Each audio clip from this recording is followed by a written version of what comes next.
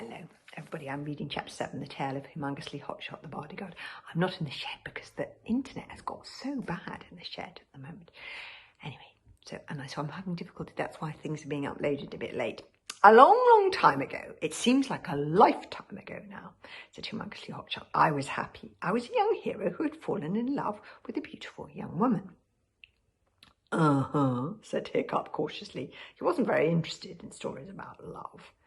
Oh, but she was beautiful, sighed the bodyguard. Her lovely white muscly legs, her thunderous thighs, her excellent sword arm. Yes, said Hiccup hurriedly. Do get on with it.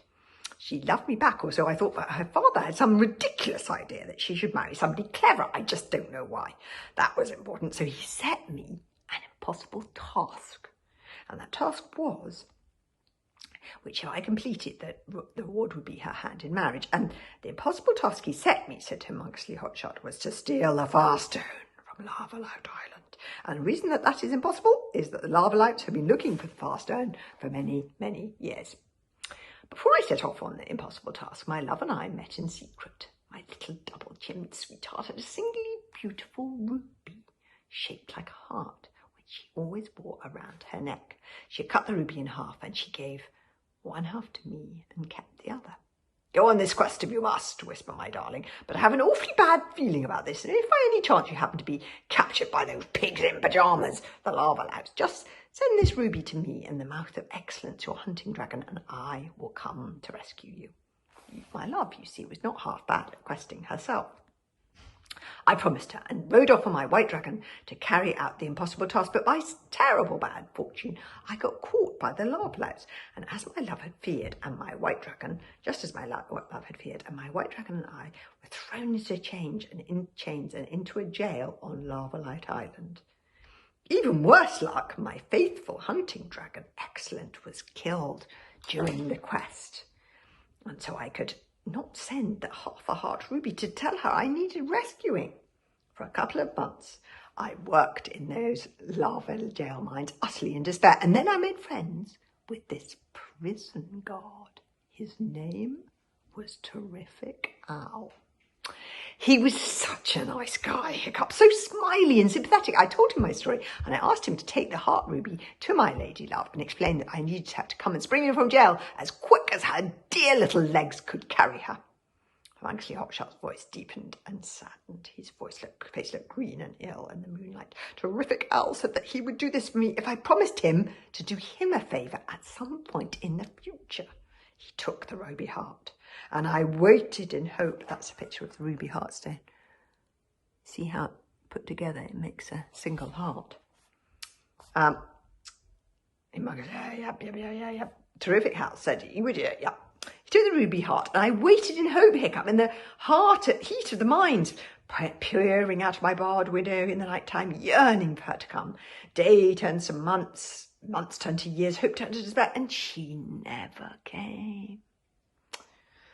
15 years I waited, Hiccup, 15 years, and then a couple of months ago, imagine my surprise when Terrific Owl turned up on Lavalout Island as a prison guard again. One night he sought me out and he told me what had happened to my ruby heart. Humongous's voice was so quiet now that Hiccup could hardly hear it. Terrific Owl told me that he had taken the ruby to my love and told her that I was captured and needed rescuing, and to his surprise, my dearest darling, who had sworn the solemnest oath of true love forever. That is a big oath, true love forever. I talk about that quite a bit in Wizards Once. My new series, True Love Forever, is a big oath. Took that ruby heart and threw it out the window and into the sea. And as she did this, she said these heartless words. There, she said, I already threw out the other half when I heard Humongously Hotshot had failed in his impossible task. I found another lover who has already brought me this Far Stone, and I'm going to marry him. Oh, said Hiccup. Oh, how terrible of her. Humongous nodded sadly. Yes, I have never forgotten the words which Terrific Owl repeated that day. They will remain with me as long as I live. And from that moment on, Hiccup, I vowed that I was through with love. I don't blame you, said Hiccup. And then a truly awful thought struck Hiccup. A thought that had Hiccup's heart sinking within his chest like half a ruby heartstones sinking to the bottom of a seabed. Suddenly, he had a horrible feeling that he knew the way that this story might be going, a dreadful snaking corner coming up, a twist in the bodyguard's tale. Is this called How to Twist a Dragon's Tail? Asked Hiccup nervously, really not sure that he wanted to know the answer to this question. What was the name of your lady love exactly? My ex-lady love, corrected Humongous.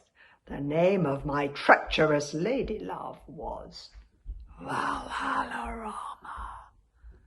Valhallarama was Hiccup's mother. Big moment. Da, da, da. There's Humongous and Valhallarama in love. Oh, okay. The story is really hotting up. Tomorrow we'll have chapter 8.